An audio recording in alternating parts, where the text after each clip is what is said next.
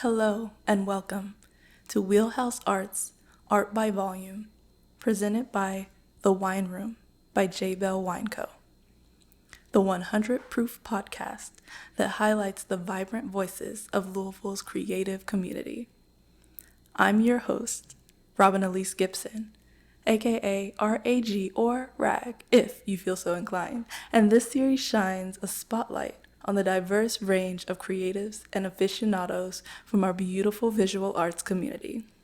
From emerging artists and seasoned curators to passionate collectors and innovative designers, each episode explores the unique journey, insights, and stories that define their craft.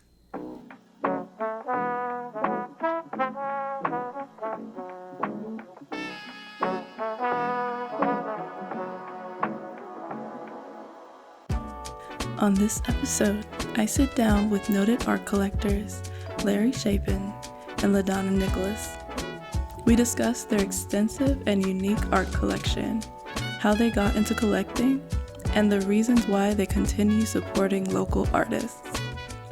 Larry and Ladonna's collection is so unique and popular because they almost exclusively acquire the work of local artists from Louisville and Kentucky. They also have so much art, they've had to build and expand upon their multi-acre property to make space for it all. I had the opportunity to visit their home and view some of the wonderful work in their collection. It was quite impressive and eye-opening to experience how they live with all of the art and were able to discuss nearly every piece I saw during the tour. Not only was the amount of work incredible, but so was the quality. I'm excited to share more with you on this episode 4 of Art by Volume. Every conversation is paired with a thoughtfully curated drink from our sponsor and neighbor, The Wine Room by JBell Wine Co., reflecting the artful vibe of the discussions. In this episode, my guests and I will sip and savor a 2021 Columbia Valley Syrah from JBell Wine Co. Step into the world of fine wine with the 2021 Columbia Valley Syrah from JBell Wine Co., featured at the Wine Room. Crafted from grapes sourced exclusively from the esteemed Vinebow Vineyard in the Columbia Valley ABA, this Syrah showcases the region's unique terroir and JBell Wine Co.'s meticulous approach.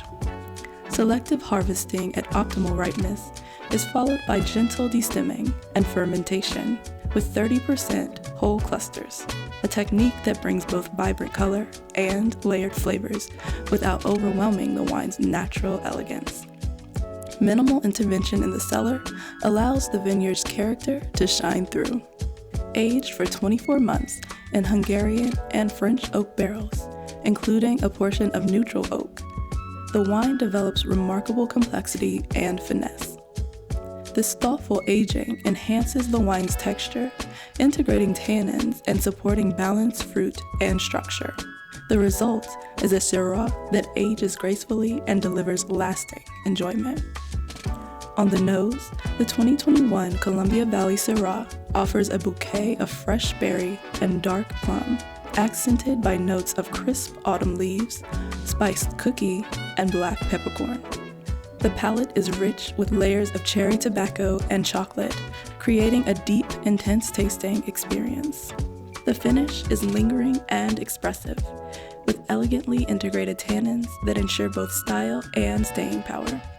Whether savored today or cellared for future enjoyment, this wine stands as a testament to JBell Wine Co.'s dedication to quality and the Columbia Valley's world-class winemaking tradition. ABV is more than just a podcast. It's a celebration of creativity, expression, and the art that connects us all. So, grab a glass and tune in as we turn up the volume on the conversations that matter in the art world.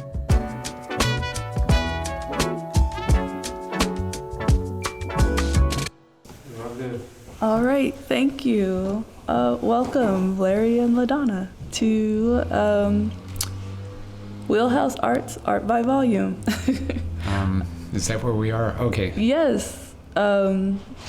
So I just want to have a nice conversation about art collecting. I had the wonderful opportunity to come to your home and see all of the work that you all have collected over the years. And one of the things that struck me the most about it was just, well, other than it being like a lot of work, the fact that you actually live with the work, if that makes sense.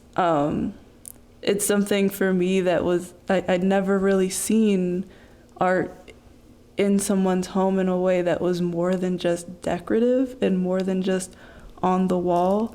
You have installation, you have painting, you have work in your kitchen, you have work literally everywhere.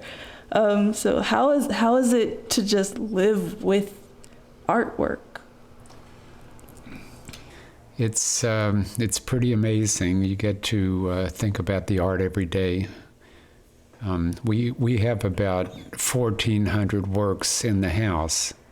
We've had to add on to the house 9 times to accommodate it, and unfortunately we're about out of space again. But anyway, we're just trying to support local art, and we have every possible type of art: audio, visual, sculpture, collage, paintings, glass, horsehair, KY jelly, everything.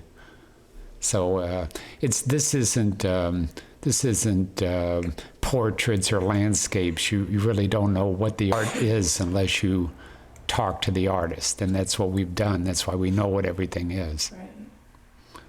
Oh, and I did forget to mention that the work is local art. Was it just like one piece or something that wasn't local? Well, not 99% of it is probably local. That's where I thought about this. Just of course, artists have passed on, but they either grew up here or they worked here for a while, or they moved back, or they have some connection with Louisville or Greater Louisville. Right. It's the all occupations have conventions, plumbers and insurance agents, as well as curators. And the art curators came to the U.S. for the first time. Al Shan sponsored them a few years ago, and they said they'd never seen a collection anywhere in the world like ours. And I asked them what they were talking about. We've been to a lot of billionaires' homes to see their art, and they said no one collects just Louisville artists or just Manhattan artists or just LA artists. Right. We're trying to have a focus. We travel around the world a lot, but we don't really buy anything unless they have a connection here. Or we try not to. That's a really special collection that you have. It's also like a nice bit of local pride, because one thing that we're doing with this podcast is wanting to, focus on artists and art professionals and people who just love art, who are Louisville and Kentucky natives or work locally, and if for nothing else, to inspire other artists to have some pride in where they come from and the fact that they're relevant to the art world as well. And so what you're doing as far as this art collection is pretty much highlighting that. And once you start collecting locally, we get calls probably every day of the year from artists. If they know you're collecting local art, they'll call you. Yeah. If they just think you buy art when you're out on vacation or something, they're not going to call. Right. The way to be successful and make money or get known is to specialize in something. And that's what we're trying to do here. And And I had no idea it would be exciting for all these people to see what's going on in Louisville. Right. It's been exciting to be part of the art world here in Louisville. I'm fairly new, and getting myself acclimated and becoming part of it, and so being in you all's space was something that was encouraging for me, just as a young artist, just trying to get her mind right and get her. What's so amazing is every time someone comes over who's local, they know a whole lot of the artist and they can tell different stories about them. Right. And they're so excited to see someone they know. If you just go to some billionaire's collection who has some of the top artists in the world, it doesn't really get personal. Right.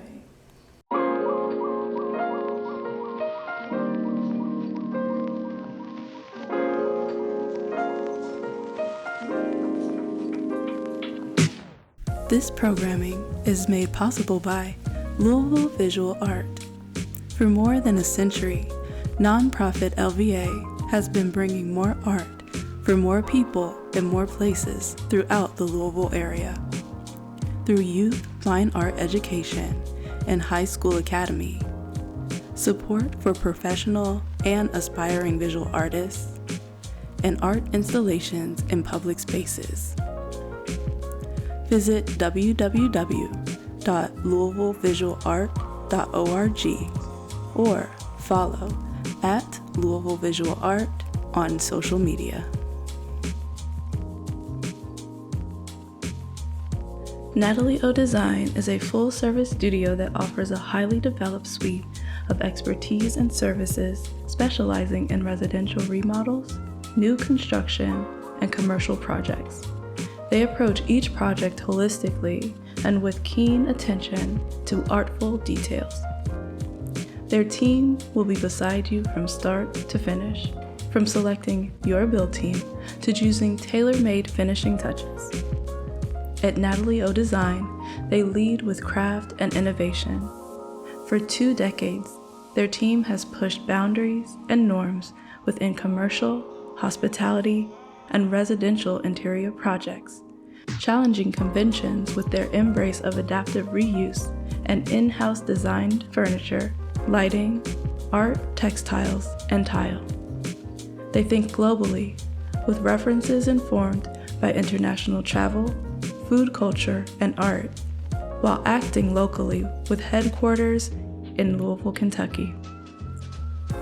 They are a proud megaphone for local and regional creative talent, makers and artists with whom they collaborate to create spaces that are notable for their eclecticism, warmth, and soul.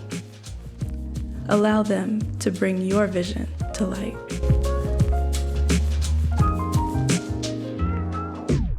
It's not only that, but you show, your art is on display, right?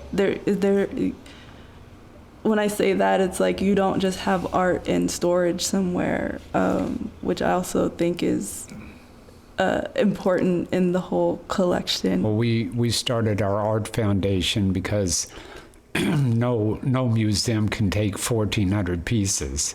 The Speed Museum, for instance, the best museum in Kentucky, art museum, has about 97% of their collection in storage. So they would just have to sell it off, or they'd be in storage for 200 years. And we want people to be able to see the art. Right. That's why we've had to add on so many times. Someone's getting in trouble here. And speaking of adding on, how many add-ons have you? A lot. Have you? 2 major ones. 2 major add-ons. One would be the gallery, and the other one would be the barn. But Larry's been in the house for 50 years, 40 years. I bought the house was about 3,000 square feet in 1975 when I bought it. Now it's, well, with the guest house, it's about 20,000. So our art takes a lot of room. Yes. Particularly, we have a lot of big pieces also. And Valerie, who you're showing here, we have a piece by her that's, I don't know, maybe 15 feet by 5 feet, and just hardly anyone would have room for that. Right. And the other thing we like to, with the collection, a lot of the local artists, for example, Valerie, we've been following her for probably 15, 20 years, and we have a number of her pieces, but it's nice to see the progression. So now she's into NFTs. Right. We have like one NFT, literally baby NFT people, but her other, just besides her, other young artists that, hey, maybe they make it into the art world, or maybe not. It doesn't make a difference. They're still creating. And when we have a lot of school groups that come through, and you could see, like, Larry talks to them and they're excited. It's like, I didn't know this was here. Hey, I could do that. You see a picture that says, the person's 15, and that gets them stimulated that, hey, maybe they can create art. Not everybody will be a Vion Sora or a Valerie Fox, but at least it gets that possibility out there. Right. That Louisville has that possibility. Okay, that sounds like an ad for Possibility City, but Well, most of our artists aren't well known, but probably 10 of them have made it big time. So you just never know. We buy a lot of work at MFA and BFA shows. It's really good art. Yes, I actually But remember. You never seeing a know piece. who's going to make it, and That's very true. we don't really care. collect what you like. Yes. I think it's important to think in that way. And actually what got me excited about seeing work of an artist that I knew, I actually graduated with one of the artists, and one of the works that you had was from their BFA show. So that was really cool. Who was that? Devin Murphy. Oh. Yes. Well, that's another example. Yes. Art, good art is just something that makes you think and makes you want to know more about it. Absolutely. And I think bad art is something that just doesn't do too much to you. yes, I actually feel the same way. I feel like art is supposed to move you, even if you have strong feelings in a way that I detest this work. It's giving you something that you're thinking about, and it's sparking some sort of feeling, and that also goes, it can go down a rabbit hole of why am I feeling this way, and then, sparking up more conversation. And so I think having so much work around you that makes you think almost constantly is a pretty amazing thing. And some of the art, might not do too much to someone. They ask what it is, and you tell them, well, the artist is a quadriplegic and he painted it with his mouth. They can't believe it, or if you hear the stories behind it. Right. So. It's actually interesting you say that. I was talking to my mom the other day, and one of the things that she loves most about when she goes to look at art is talking to the artist and hearing about the story behind the art. And I remember when I was in school and learning about, I forget who it was specifically, but I remember thinking, oh, whatever, about this particular work, and then hearing why they made the work, and then hearing about the context of the time. It just gave me a more appreciation for the work itself. So I do put a lot of, I like to think about intention, and I really do like when I get to hear the artist's voice, or at least when I'm talking to people like you who collect work, you might have a story of why the work, why you found the work attractive, the artist itself, maybe you have a relationship with the artist. About 10 years ago, an artist, she's a performance artist, came over. We had a little party, and she asked like 20 people to come in the room one at a time and tell what they thought the artwork was about. And then at the end, she told them what it was. None of them even came close to what the artist was thinking. Right. Most of them, it was about a Kentucky art show, and the guy did the art with KY jelly. Anyway, most people have no idea what the art is. It says something different to everyone. Right. If it was a portrait or a landscape, that would be totally different. But it's not, so. Right. So, and even just having that be a part of the performance itself, to me, is something that's significant, because one, you're getting people talking, and two, you're having a conversation, and who knows what the work, if there's a bridge in between my perspective and your perspective of a work, but either way, it gets us talking about the work. Everyone has so many questions about the art. It's Yes. unbelievable. Yes. We have one piece, this writer put the piece of art, it was central to a character in his new book. It's a coyote that's been killed on the road, and he's been taxidermied. It's called Second Life, and the coyote has come back to life. He's drooling.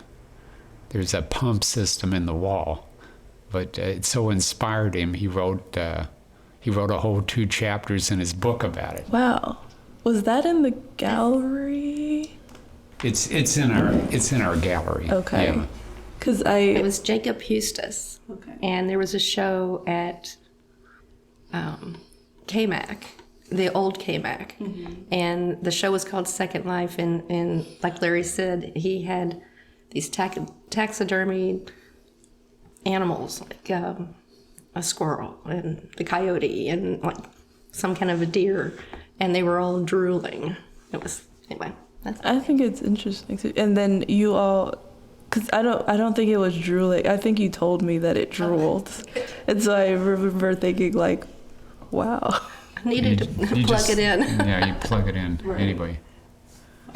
And there's a beautiful weaving that this art professor did. But when you get up close, it's all nasty pornography. But from a distance, anyway, I could talk to you all day about the different works, but Arturo Sandoval. And that one was on the second floor? Yes. Yes, I do remember that one. And then the one that plugged in the animatronic dog. Oh, yeah. That's Richard Sullivan. yeah, No, Richard Campbell. I got a dog that'll sing along with you. Yes. And we bought a work last night from a student at KICAD, the Kentucky School of Art and Design. Right. And it's lamps and love. It's hard to describe, but they're getting together, and their lights are shining as one. Okay. So it's anyway. All this is hard to describe, but it makes you think. It does. But to come back around, like you said, it's the story. Yes. And every art piece has a story. And I think, too, what struck me so much is the installation pieces that you all have. I've seen, you'll see work on the wall or even sculptural work, but the amount of installations and mobiles and What was your favorite? goodness. That was something I was going to ask you all, but I already told you mine, the coyote. okay, true. Well, there's so many stories, but I'll tell you one. This one curator here in town, he runs this art gallery in Portland. He wanted to make sure I came for some rock concert he was having. And anyway, he told everyone that we saved the life of his daughter, who was 5 years old at that point. And all we did was we bought a work of art that we really liked. It was called Underground Railroad. If the slaves made it in during the Civil War across the Ohio, they were free. And so he used real railroad ties, and he had steel that looked like waves. Anyway, we just liked the piece and we bought it. We didn't know that his daughter was going to be born and had a terrible heart condition, and he used the money to transport her up to the Mayo Clinic, and they saved her life. So just buying a piece of art, we weren't trying to do anything good for anyone. We just liked the art. Mm-hmm. But you never know what's going to happen in life. And that's happened, a few times. That's why you should support local artists, because they need to keep the money. Most local artists, maybe 10 or 20, don't, but of the 800 different artists we have in the house now, most all of them have to have second jobs, and most of them don't really care about their jobs selling plumbing supplies or being tennis coaches or whatever they're doing. But it's being an artist is extremely creative and fantastic, but it's usually not the greatest way to make money. It's not an easy life, that's for sure. Yeah. You have to follow your passion. Yes. The top artists in the world, and they're not many, Damien Hirst, Bruce Nauman, whoever, make hundreds of millions, but most artists are not, they can't make ends meet, is what I'm trying to say. Yes. And that's the way it is with most. The top 20 tennis players in the world are multi-millionaires. All the rest, the billions of other ones, can't pay all the plane fares and the coaches and the training. Anyway, it's tricky. It is. It is a tricky life. It's also because I'm an artist. I have friends who are artists, and so we have these conversations quite a bit. So it really does help also to see when people appreciate your work, when people connect with your work, when people have a story of their own that has to do with your work, that's out there living a life that's no longer attached to you because you've put it out there into the world. But it's beautiful to hear it come back to you in their stories and in their experiences. We've commissioned some young ladies who are 14, 15, who are failing school. We've commissioned them to do a work of art, and then they end up graduating and going on to art school. So one little piece of help can make all the difference in someone's life. It's amazing. It really can. Just one little thing. It might have cost us $300 to or some small amount of money. But to them, it was monumental. Yeah. Yes. You asked me what my favorite piece was. I don't know if I can think of my favorite, but I do have something that keeps jumping out at me because I'm just like, wow, this is in someone's house. It was the piece of, I think you said it had to do with DNA, but it was the two pillars with the glass. Yes. Yes. That's Chris Radke, and the piece is called Stand. So that is. Yeah, she had come across a piece of wood that had been struck by lightning, and I don't know the whole story. She was thinking about how life is created, and she had her body mass and broken glass on the bottom of the piece, and then her height standing with her hand up, and her it was her X and Y chromosome is what it was supposed to be. Right. So and the pieces of wood had been struck by lightning. Because I remember you mentioning her body mass and seeing all the broken glass. Yeah. Just. There's more to it than that. And also, she went on, but. Yeah, because she was saying that, so it was harvested, like Larry said, it was a lightning strike tree that was harvested, some in Middletown, and she had it milled, and you could see, you take something and you could see It's all polished, and it has all these little wormholes, and it's kind of like a body image, and it's her height, her weight, floated in the broken beveled glass ×2 because she works.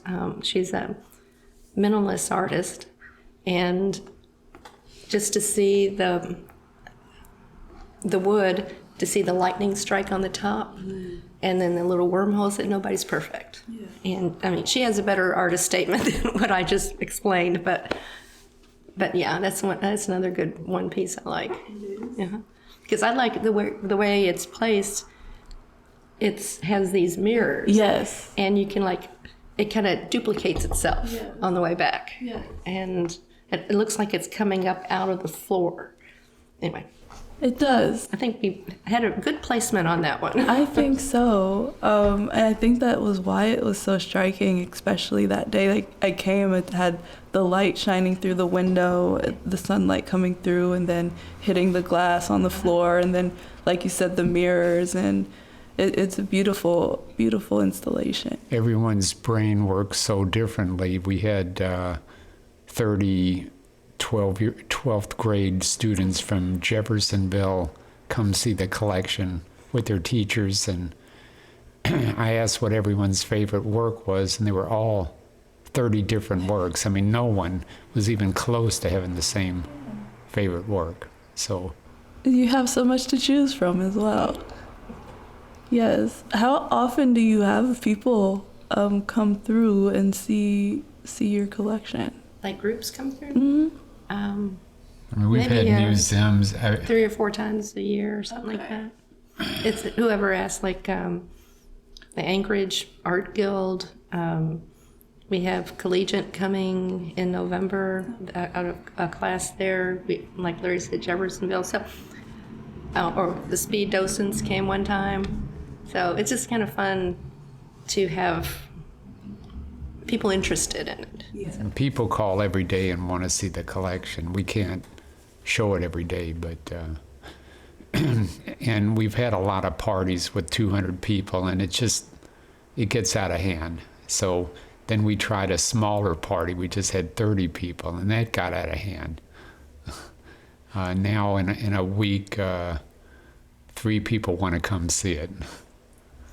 Maybe They'll we can probably handle invite that. people, and that'll get out of hand. I don't know what the best solution is. We're still trying to figure that out, because in the meantime, other than the collection, we started Foundation, which is the Shapin Nicolas Art Project, and it's to help local artists, get them noticed, help them connect with galleries and other places. So the shows that Larry was talking about, we would host them and they could put their art up. We didn't take anything, if they sold something, great, and then go on. So we've been doing that for about 3 years, like twice a year.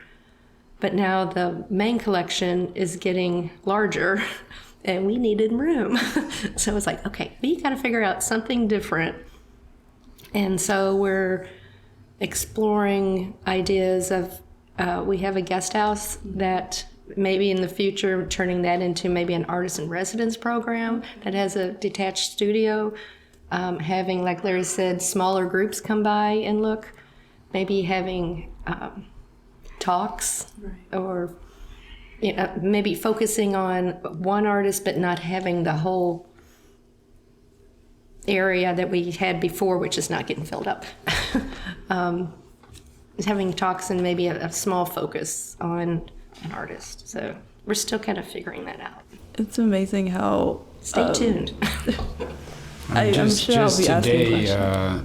3 people, we've agreed to let them come by in about a week, and then the docents from the Speed Museum, 20 came by a month or so ago, and now another 20 want to come by. And anyway, let's just say this has gotten out of hand. Well, I can understand why people want to see it. It's such an amazing collection of work. And everyone seems to love to see strange art and to use their brain. Yes. So I didn't realize there was such a demand.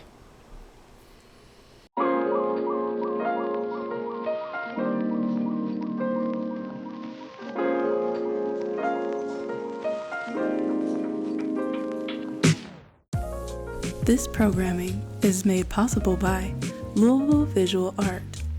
For more than a century, nonprofit LVA has been bringing more art for more people in more places throughout the Louisville area.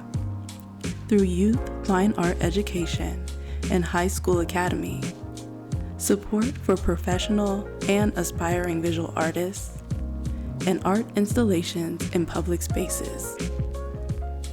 Visit www.louisvillevisualart.org or follow at Louisville Visual Art on social media.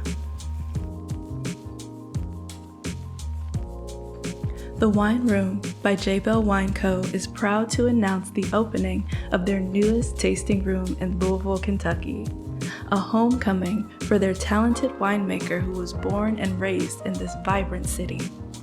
6 years ago, she made the journey to Washington State to learn and craft wines for JBell, and now brings the heart of their winemaking philosophy back to her hometown.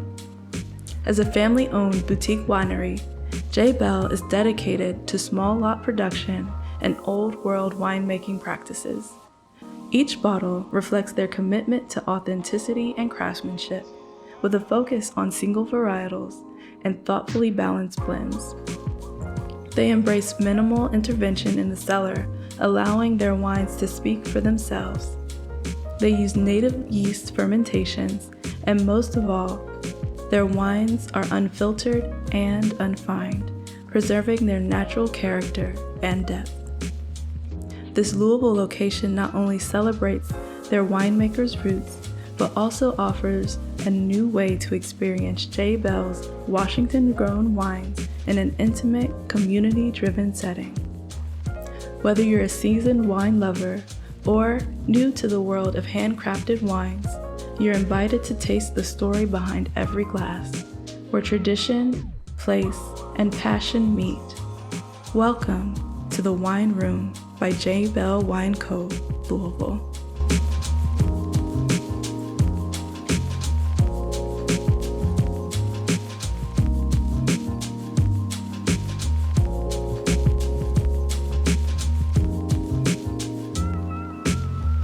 And the more art you guys collect, I think the higher the demand will get, honestly. It's also a very unique collection. So I can understand the demand. It didn't start out that way. It was kind of like, Larry, talk about the first piece you got. Marion Courier. The first piece? Mm-hmm. Yeah, I had a date with some hot girl in '75, and she said we're going to an art opening. And that's not what I had in mind. And anyway, I went, and I saw a work of art I really liked. And I didn't have the $500. I didn't have $50. And anyway, I called the artist about maybe 3 weeks later, and she invited me over, and I worked out a deal to pay her like $15 a month for 3 years. And she's had 3 retrospectives at the Speed Art. She became the most famous artist in Kentucky. She's deceased now. She died at 94, but she was amazing. It's still above my bed after 50 years, and that's the first work. And so everyone went on loves from it. there. So I don't know, and what happened on that? The head of the U of L's art school for 40 years, he found out we had that work about 8 or 9 years ago, and he said he was at that same show I was back in '75, and he's been thinking about that piece for 50 years now. He said he didn't have any money either, and he didn't realize you could bargain for anything. Right. I mean, I didn't either. I just started talking to her. I mean, you don't know until you ask. So You can bargain for anything, anywhere in the world, and That's where our differences come. Larry bargains, and I'm like, what's the price? And so he'll bargain, and then hey, I make up the difference. I've definitely done payment plans for my work, so hey, it benefits the artist as well. Yes.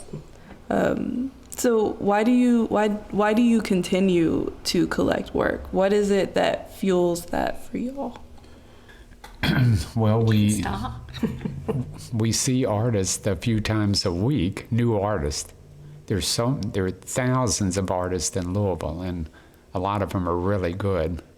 And it's hard to say no. There's always something you see that's very unique and causes you to think.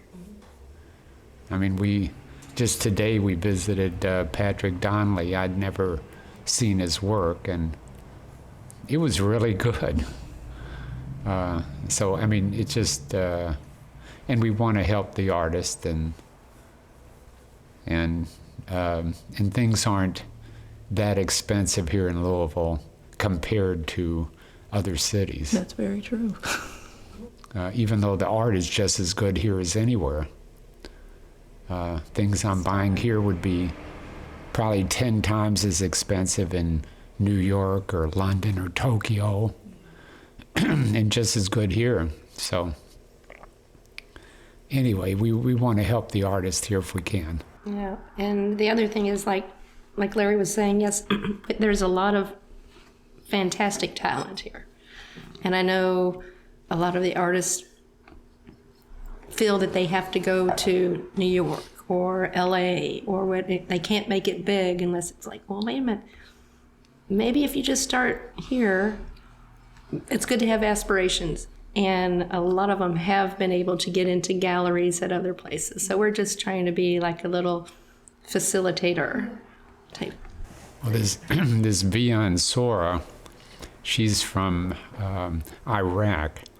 She couldn't sell anything for 4 or 5 years and was totally upset, wanted to go back to Baghdad. Because she was really big there. She's like a famous artist, and she landed in Louisville.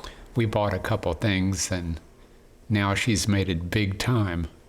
So I mean, you can make it here just as well as anywhere. And that's happened to I mean, Sam Gillian was from, well, anyway, we don't need to go on all that, but you don't have to be in New York to make it big. And Louisville, after New York, LA, and Santa Fe, is probably the biggest art center in the U.S. We're probably number 4. We don't have that many galleries here compared to those other places. But the talent is incredible. It truly is. Like I said, just coming to see you all's collection really did show me just how much talent is here. Yeah. And like you said, this work could literally be anywhere.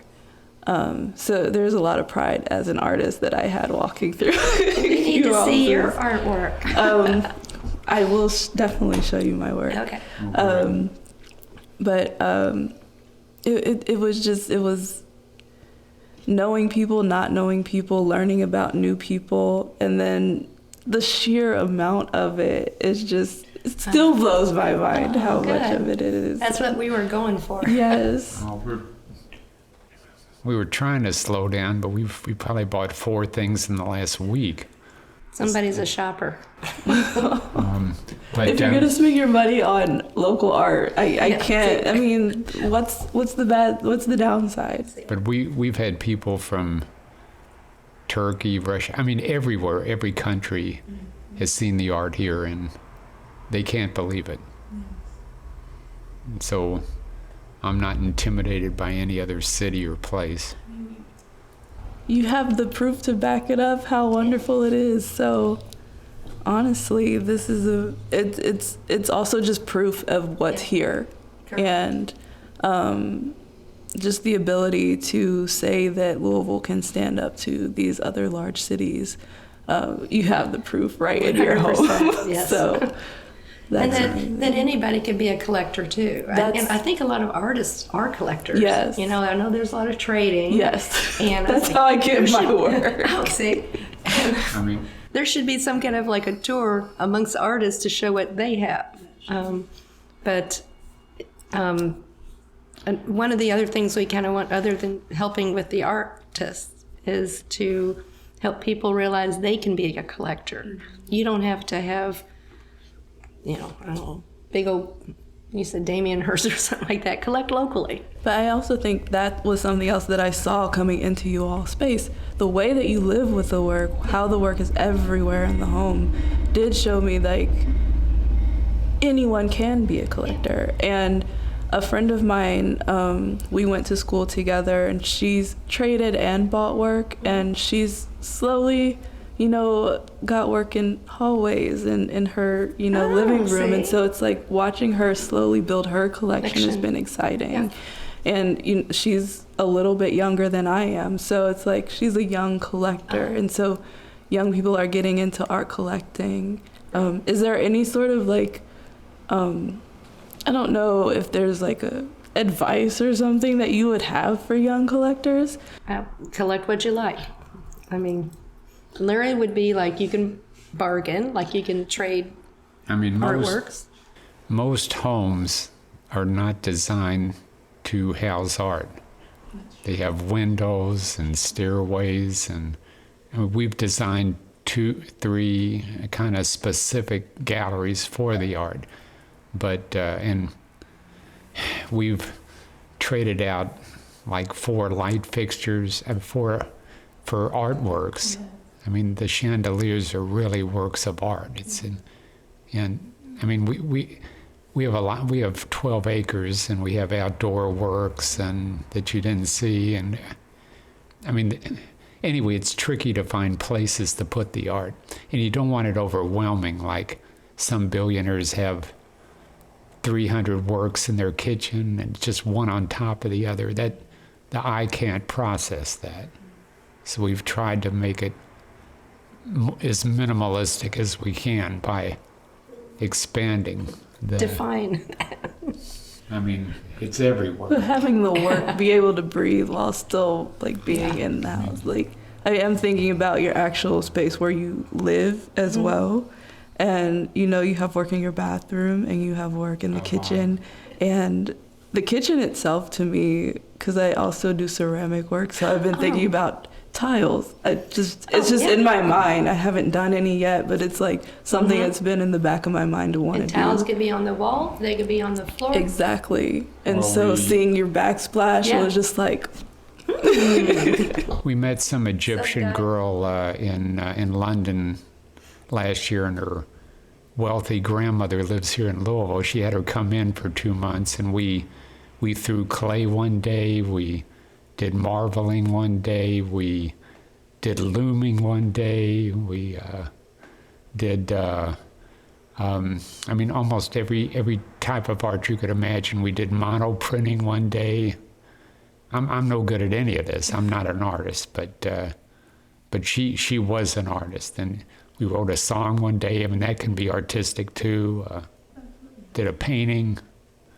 So there's so much people. I mean, people would really enjoy. We went to the loom house a couple of days and tried to loom sweaters, and people should do things like that. We ended up with little coasters. There was no sweater involved. Mine could fit a mouse, I guess, but anyway. So but Larry it's amazing. Larry likes to kind of put together art adventures, and the friend that he's talking about, but Larry is also kind of like a connector to all these different places, the loom house, the artist studios, the printmaking. So I think that might be something in the future for the foundation. I was just going to say, it sounds like a lot of the things that you all do is connect with the artist or with other people who you're bringing into the space. And so I think that's a major important thing about what you all do. I I mean, I think everyone would want to try all of these things. It's fun, and it really teaches you a lot. Get your brain working. So Especially if it's not something that you do all the time. Yeah. It's good to do something that challenges you and something that you're bad at. So it also kind of humbles you, but learning any sort of thing is often it's just good for you. Right. the digging today was very unique. This Donnelly has become kind of an archaeologist. We're going to visit someone in about a week who designs jackets. She's amazing. Her jackets sell for huge. Anyway, it's just there's so many different venues you can take. So many artisans here in Louisville. Yes. Yeah, this girl who was in, we wrote a song. I wrote the music and she wrote the lyrics, and this incredible musician had it recorded. We got it today. So that's another form of art. Yes. Sounds like creativity and art are major parts of your lives. Has art always been part of your lives? It's been part of mine. But Ladonna is an artist. I'm not. Okay. But we used to go to Vegas every year for the 2-day shopping center convention, and we would hire an artist. She'd take us out to Calico Canyon or Mount Charleston or something nearby, set up an easel and give us 3 colors, and you can use the dirt to paint with too. And anyway, mine were no good, but Ladonna's were really good. thank you. So you can have art experiences everywhere. And she gave us a fancy lunch out in the desert or whatever it was. So anywhere you are, and wherever you are, I play tennis. You can always call up a local club and get a match. And the same way with art. I mean, we were just in Turkey last week, and we visited a couple billionaires to see their art collections, and then some other artists. You can do that anywhere. Mm-hmm. Artists love to have you come over because you might buy something. So we're going to be in Colorado next week, and I called this artist. She's supposed to be amazing. She's from Lexington, actually. The youngest artist ever to teach at Yale. And she said, yeah, come on over. She'll show us her collection. I mean, they want. Anyway, people don't take advantage of these opportunities, I guess. Most artists are incredibly creative people, but maybe they're not good business people. I mean, no one's good at everything. And when you all travel, do you seek out artists who may have migrated from Kentucky, or is that just kind of a nice surprise? Oh, if we found one that would be a nice surprise. Okay. I mean, it's good to see different artists and learn, but we try to just buy with Louisville connections. Right. Regional connection. Yeah. Mm-hmm. So you never know. We see this lady out in Denver, I think is where she is now, or Boulder or something like that. So. And she's you said from Lexington or Yep. Haskin? Okay. Well, So there's some kind of Kentucky connection there. she Yes. lived in Lexington growing up, and she actually taught here for, 3 months once. It's a dubious connection, but. Well, a childhood connection, I feel like that counts. Yeah. You can take the girl out of Kentucky, can't take Kentucky out of the girl. Yeah. Anyway, yeah, I mean, we could talk to you all day about the different types of art, but if you keep visiting artists, all of them give you leads to other artists that just balloons, and they're just. I mean, we could easily see a new artist in Louisville every day of the year for the next 20 years. I know that sounds crazy, but I mean, just visiting you one day, that would be another one. I know several artists who I would give their names out in a heartbeat. There's, some whose studios aren't far from mine, and then they know other people, and so it wouldn't surprise me if it did take you 20 years to go through. And besides that, there's always someone new. Yeah. There's always a high schooler or a middle schooler who's getting into it and loving it. And I know I started in elementary school through LVA. They have a wonderful program. Exactly. I love the LVA. Yes, they're CFA classes. That's how I got into it. And so there's always someone who's coming into the art world who needs to be nurtured and, told that they could do this too. Exactly. I painted a frog at the LVA when I was 5. I mean, it was no good, but the Louisville Visual Arts Association, they're now down in Portland on Lytle Street. It's a beautiful space, but anyway, yeah, it's just people need to take advantage of all these opportunities.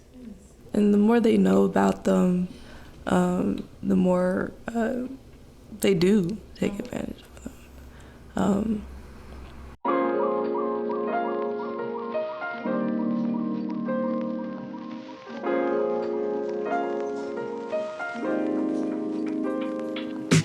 This programming is made possible by Louisville Visual Art.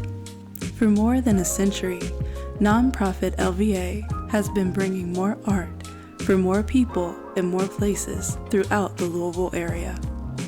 Through youth fine art education and high school academy, support for professional and aspiring visual artists, and art installations in public spaces. Visit www.louisvillevisualart.org or follow at Louisville Visual Art on social media.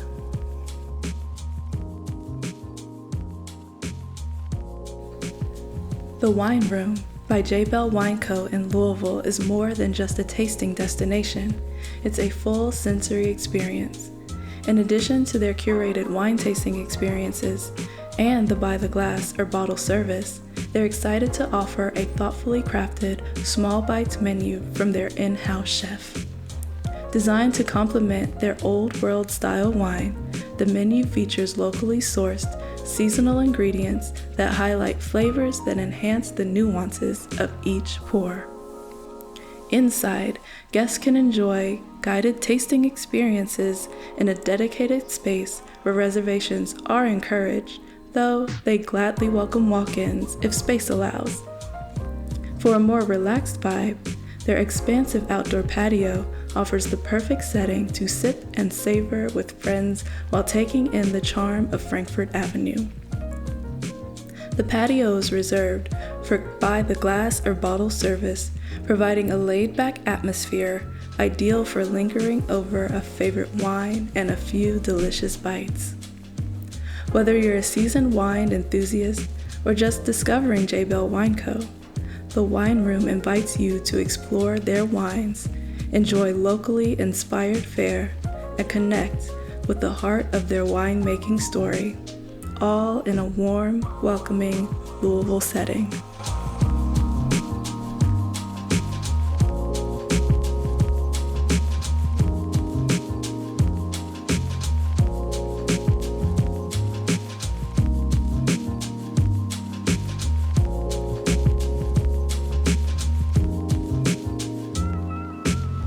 Yeah, I tell people, whoever will listen about the CFA program. So.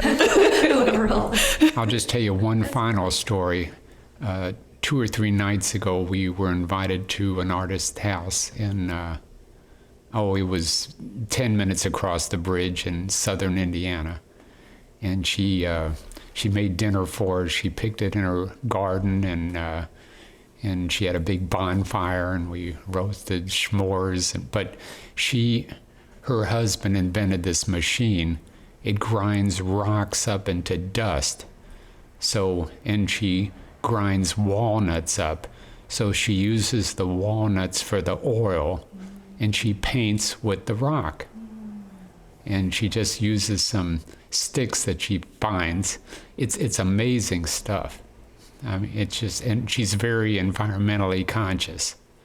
So that was a real eye-opener. She makes these huge trees that look lifelike, but they're just old discarded cardboard she finds on the road. I'm going to name drop Karen Boone. So that was another little art adventure a few days ago. But I mean, it's just incredible, the opportunities we have here. So people need to take advantage. Anyway. Collect more. So I don't want to, we're almost at an hour, so I don't want to take up too much more of your time, but I'm trying to pick one last question. One last question, yes. All right. LaDonna can answer it. It might be a Larry question. Who discovered electromagnetic induction? Well, I have been asking this as my last question. I really do like it. But what brings you joy?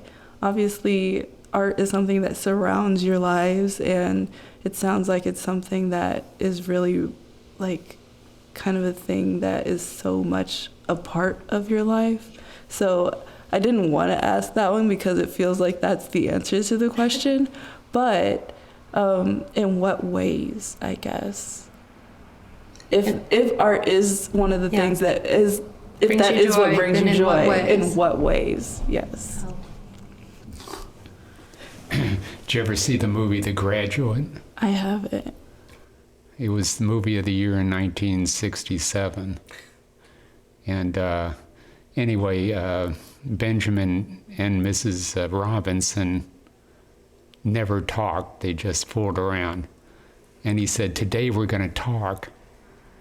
And she said, "Why?" And he said, "I know nothing about you." And he said, "What did you major in school?" And she said, "Art."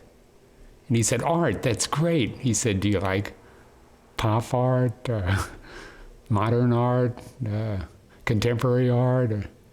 She said, "I hate art." So he said, "We don't have to talk." No, but I mean, a well-rounded person, has sports interest, business interest, art interest, travel interest. I mean, everyone's totally different. Some people like to read, but I think art should be a part of everyone's joy. It doesn't have to be exclusive. We have a lot of hobbies. Yes. This is just one. I didn't mean to assume anything or just, bring it to that one thing. I guess I just hear how much, your art adventures and talking to artists and things like that. I mean, we try to do something new every day of the year that we've never done before, but art is a big part. And the joy it brings to other people, whether you're introducing friends or other artists to like Larry's little art adventures in Wheelhouse or whatever. But it's kind of fun when the people or the artist or their excitement that the art generates for them. I mean, today we took 10 people over to Donnelly's studio, and they couldn't believe the things he dug up in the yard. It was, anyway, that's a whole nother discussion, but. And they were excited. There's this dump of stuff, and we were standing back watching them. It's like, look at this. You could just, it was like kids. Yes. And so it brought joy.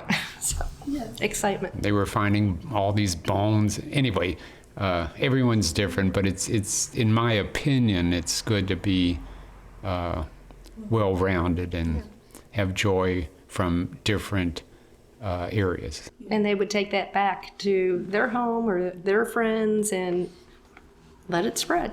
So what's your favorite area that you've learned in the past year? Favorite? I You've learned. I learned how to do marbling. Anyway. Okay, that's your favorite. Well, I don't know. There've been so many every day. You look pretty happy doing throwing the clay, learning how to do the wheel. We were over in Turkey last week, and Yeah, I'm talking about here in Louisville. oh, in Louisville. Yes, when we went to the studio in the basement, just close by on Bailey. Oh well, yeah. We just When your gopher blew just a up. block from here. We visited Susie Hatcher, and she's amazing. We learned how to throw clay. The first 4 times mine broke, but I made a little mug out of clay and got to glaze it and kiln it. So anyway, it's anything. All right, well, I'm glad we got to talk. I am too. Thank you so much for joining me. Cheers. I meant to do this before we started. Thank you. Larry? Cheers.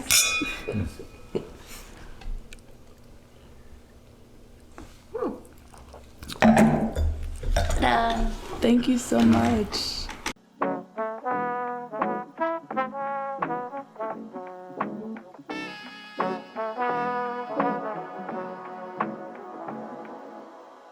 You've been listening to Wheelhouse Arts Art by Volume, presented by The Wine Room by JBell Wine Co. and hosted by me, Robin Elise Gibson. Thank you so much for tuning in. And I'd also like to give a special thanks to our sponsors and wonderful guests. If you'd like to share any of your comments, questions, or insights, send us an email to abv@wheelhouse.art. We'd love to hear from you.